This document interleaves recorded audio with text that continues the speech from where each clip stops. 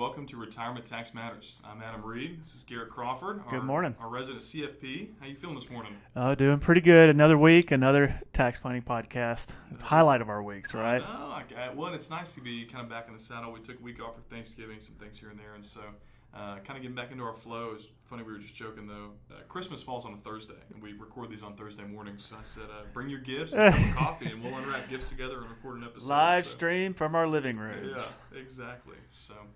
Well, I think today we have some buckets on our website that we normally kind of drop different topics in, and our goal is to kind of fill those out as we build kind of a Rolodex of information on financial planning and for DIYers or people that are working with a financial advisor or even our clients to look at and be educated on. And our bucket that we haven't dropped anything in yet is financial psychology.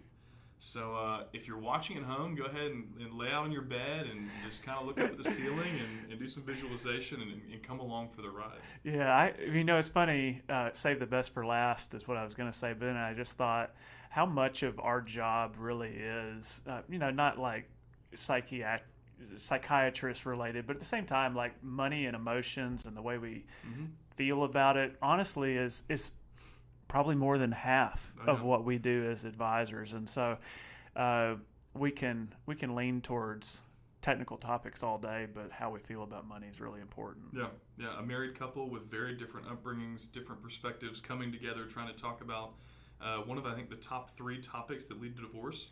I would imagine we get kind of put in the middle a lot, and it's how do we navigate those conversations? How do we help people think through those things? So. Just the other day, I was in an appointment, and they brought a child in with them. The parents did, and the child said, "Now, can this turn into a marriage counseling appointment?" Everybody was in a great mood, but it just goes to show it's a very real part about planning for the future. Yeah, absolutely. So we won't dive into anything too crazy today, but we did want to talk about, because kind of end of the year, we've been doing a lot of these intra-year tax projections we talk about almost every episode.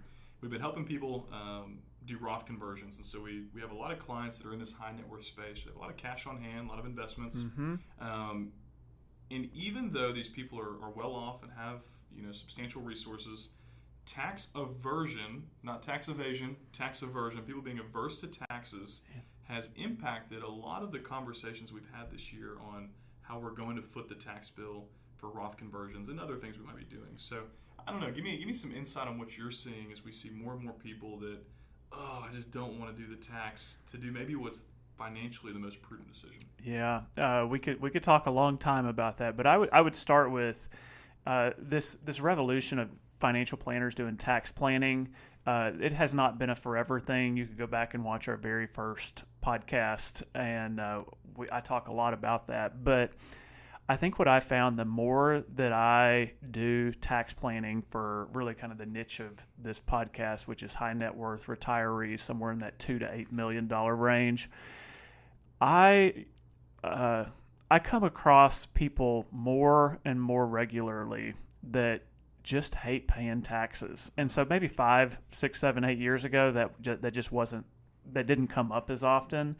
But as I began to work with higher and higher net worth retirees, the people that have saved the most are usually the most averse to paying taxes, or at least there's a high correlation factor. And so I've thought about this a lot. Like, why is that? How do you pierce that kind of thick skin of people that are against paying taxes? They're not against paying taxes. It just kind of hurts them to write a check to the IRS. And I would say if you lined up 10 different financial advisors, they might give you different answers to this. And I would just say my short response is it's not because they don't have intelligence, if that makes sense. So it's not because somebody is dumb that they don't want to pay taxes. In fact, the people that don't want to, a lot of times that I'm working with, have had very successful careers. They've been calculated. They know really well what they're doing. But what I would say is, and this could be like economics, business development, I'm not sure what category to put it in, but I think people that have been successful investors really value having capital, meaning if you pay taxes, you are giving up money to the IRS that can no longer work for you. And I think people realize when you pay that money to the IRS and it goes to taxes, it's not like you get more interest off that money. And so I think there's a pretty common sentiment among high net worth retirees that every dollar that I don't have to pay to taxes means that's another dollar that's working in my favor. Mm-hmm. And I think with that, like I totally agree. And I think that is true. There's something out there called tax drag. The more taxes you pay, it reduces portfolio returns. And the less often you have to pay taxes, maybe the better.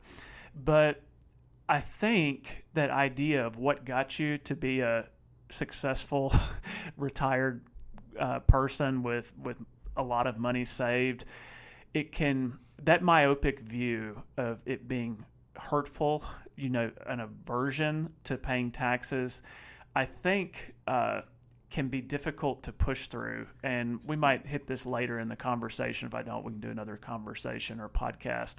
But you can be allured into this false sense, I think, that taxes are minimal and that you don't have to pay for it. And I think somebody down the road ends up having to pay those taxes, and it might not be you, but it could be a beneficiary or a loved one that lives longer than you. Yeah. I think with anything like this, it's interesting to see people's kind of stories and transformations, and so you kind of have a psychological reformation maybe you've gone through over the years. Yeah. And, you kind of cut your teeth engineering degree. Yeah. We're thinking about going to that world. For people that know the story, married Paul, the owner here's daughter, and got sucked into the financial industry. And so you were a math guy, you were X's and O's, but as you've kind of progressed in your career, almost 13, 14 years into it now, maybe you're more open to some of these things that 10 years ago you just said, no, I want the calculator to be right.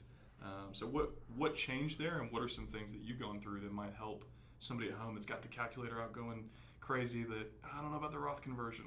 What could help them maybe think through some of the things you've thought through? Yeah. So, I would say when I came into the industry, I think youth actually plays a big part of this. It's like the expectedness that life is going to go a certain way, and you're going to live until you're 85 or 90. There aren't going to be any hiccups. Your investment accounts just go up and to the right. You make money. And you kind of have this idea that life can throw you curveballs, but it just really hasn't sunk home yet that that life is unpredictable and you're not guaranteed tomorrow. And so I think part of this is just when I came into the industry, I was young and I thought life was predictable. And I think the more that I've been in the industry, you realize sickness happens, death happens, divorce happens, job loss happens, disabilities happen. And not to be like a worrywart, like there's a lot of people where they do live expected lives and, nothing, terrible happens along the way that, causes their financial course to be derailed. But I just kind of feel that when I first started, it was kind of life was inside a calculator where I would read all these, other authors, people in our industry that would say, Roth conversions are alluring, they're great, tax-free growth, but you really have to pay attention to the benefits of a traditional IRA where you can take that tax deduction. Why would you do a Roth conversion in the 32% tax bracket or a 24% tax bracket if you don't expect to have high income in retirement and your retirement bracket's going to be lower? And so this is me maybe 5 to 7 years ago where for a lot of people we were helping and serving, it was like, if you're in that 12 or 15% tax bracket, a Roth conversion can be a great idea. If you are in the 32 and above, maybe it's kind of a lot harder of a case to say that a Roth conversion is great. But even in that 22 and 24, I was more skittish years ago at whether or not that was going to work out because I lived inside of a calculator and I was thinking, what result nets the most amount of money by a client reaching age 95? And so if a Roth conversion didn't net out a positive ROI by, age 92, 93, why in the world would you do it? And I think the older that I've gotten, the more that I've done it, this isn't a black or white world, but there are just compelling benefits of doing Roth conversions, even in a high tax bracket or even in those 22 and 24%, where you can be simplifying a beneficiary's life. You can lock in taxes now. You have more peace of mind.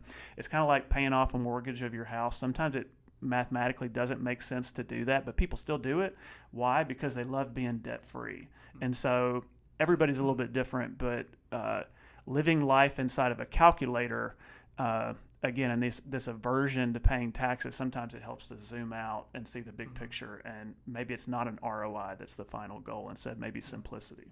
Well, I think I kind of introduced the topic talking about Roth conversions. You touched on those as well, but I think you and I both agree that maybe the place that the tax aversion can most sizably impact somebody is a non-qualified account or a taxable account. Yeah, and we've actually seen that a couple times this year with potential clients that they kind of wanted to come on board, but they just, whether it was an emotional attachment to maybe some stocks they had, or just kind of I don't know about paying a tax bill right now.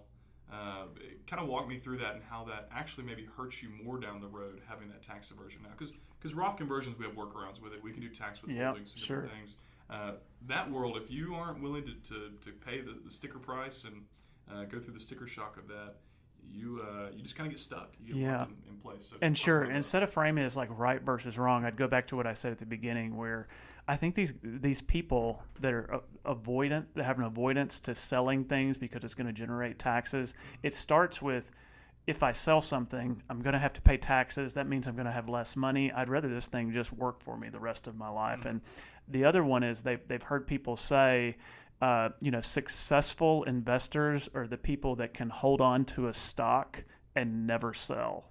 And so, again, I agree with both of those sentiments. But the challenge is anytime we take this happens a lot in life, I think. We can take an idea or two that are very good, and we can kind of, maybe at an unhealthy level, follow those two good ideas to a little bit too far extreme. And right, so, you say all the time, rules of thumb are great, but they apply to no one. Yeah. And so this idea that never sell a stock, that's how you become a successful investor. Yes, that's great. But there are reasons why you'll hit a point in your life where maybe the risk and the leverage that you're creating by not selling outweighs the tax implications of you paying. And so I've used this example a lot through the years, and I think a lot of people that are tuning into this would remember Sears as the Amazon of your generation. So Sears was an amazing company. They did all kinds of stuff. You bought everything from Sears: car stuff, clothing, electronics. I think I read one place one time you could buy a house through Sears. That seems wild to me. But anyway, Sears was an amazing company, and had you bought Sears stock early in your life, you would have seen that ballooned. It would have been one of the best stocks that you owned. You would have loved Sears. But all it took was a company that decided, hey, we're going to sell things online in the internet age. Sears could not adapt quick enough. Amazon came in and just destroyed the Sears business model. And so for somebody who maybe in their early years would have bought Sears stock and then saw it shoot up like crazy, make a lot of money, if you would have been had an aversion to paying the taxes on that Sears stock in a brokerage account, you could have ended up losing a lot of money because their business model didn't succeed in your lifetime. And so I say all that, never selling a stock is a good idea. It's how successful investors make money when other people lose money. But when you hold on to that philosophy for too long in a situation like a single security that's highly appreciated a lot, you're introducing increased risk. And you've got to see the increased risk. And then I think you have to view is selling that stock, doing something that you don't want to do, paying taxes, is that actually worth it in light of reducing risk of those highly concentrated positions? And so it's kind of maybe an extreme example, but I would just say anything that you're doing financially where you're trying to defer taxes into the future, you have to ask, is that avoidance mentality of taxes, is that causing risk to pop up in other ways? Yeah, I think we've seen it in other ways too. We checked yesterday, Cracker Barrel. Yeah. One marketing decision, that thing went downhill quick. In the modern age we live in, Tesla. What if our CEO randomly becomes this high government official and makes decisions some people don't like? I mean, that thing went on a roller coaster. So Yeah. I think in this day and age, with the access to media and news, you are one poor decision away from that company from it not being so favorable, not being so great. Absolutely. But there also is a lot of great things out there that are positioned well for the future and to take advantage of AI. So not to say that everything needs to be sold, but it is good to weigh the pros and the cons and say, hey, is it worth paying the tax bill now to position myself better for the future? And so we like to encourage other people to look into that and also help our clients think through those things. But tax aversion, I think, like you said, we could probably talk about this all day long in different cases where we've had clients in here, but I think that's kind of a good place to stop for the day, and I look forward to our next time we get to drop another financial psychology drop in the bucket for everybody listening. Yeah, this is fun. Stay tuned. Yeah. So thank you all for tuning in. Check us out, YouTube, like, subscribe, Spotify, follow us, Apple Podcasts, check us out there. And feel free to come hang out. We'll have episodes coming out through the end of the year. And maybe we'll try to double up so that Christmas we can have an episode ready to go for you guys. A double Christmas episode drop. Double special. There you exactly. Go. So, well, thank you all for hanging out. I'm Adam Reed. This is Garrett Crawford. It's Retirement Tax Matters. All right. Thanks so much for listening to Retirement Tax Matters. As always, the ideas we share here are for educational purposes, and we do our best to get it right, but this isn't a substitute for specific tax or financial advice, because a truly effective strategy is always built around your personal situation. For more resources and to see our full disclosure, visit us at retirementtaxmatters.com.